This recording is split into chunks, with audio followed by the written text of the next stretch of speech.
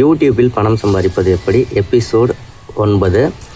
Okay, இந்த வீடியோவில் எதை பற்றி பார்க்க போகிறோம்னா, நிறைய பேருக்கு ஒரு சந்தேகம் இருக்கும், நம்ம சேனல் க்ரோத் ஆகிட்டு இருக்கா இல்லையான்னு. புதுசாக சேனல் ஆரம்பிக்கிறவங்களுக்கு வியூஸ் ரொம்ப கம்மியாக போகுது, சப்ஸ்கிரைபர்ஸ் நிறைய இருக்காங்க ஆனால் வியூஸ் கம்மியாக போகுது, இந்த மாதிரியான விஷயங்கள்.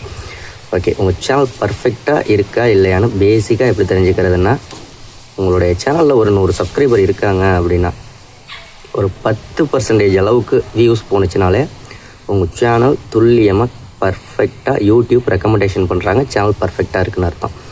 ஒரு 100 சப்ஸ்கிரைபர் இருக்காங்கன்னா உங்கள் வீடியோக்கள் போடுற ஒவ்வொரு வீடியோவுமே 10 வியூஸ் உடனே கிடைக்கிது அப்படிங்கிற பட்சத்தில் சேனல் பர்ஃபெக்டாக இருக்குதுன்னு அர்த்தம். யூடியூப் நல்லா ரெக்கமெண்டேஷன் பண்ணுறாங்கன்னு அர்த்தம். தொடர்ந்து நீங்கள் வீடியோக்கள் போட வேண்டியது மட்டும்தான் உங்கள் வேலையாக இருக்கும்.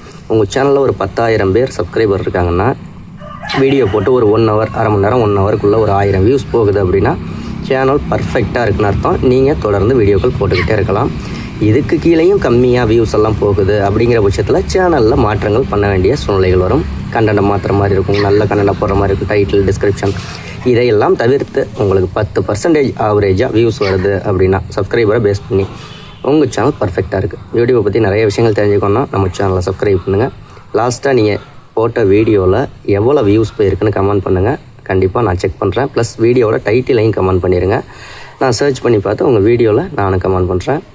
ஓகே, எபிசோடு 10 சந்திக்கலாம்.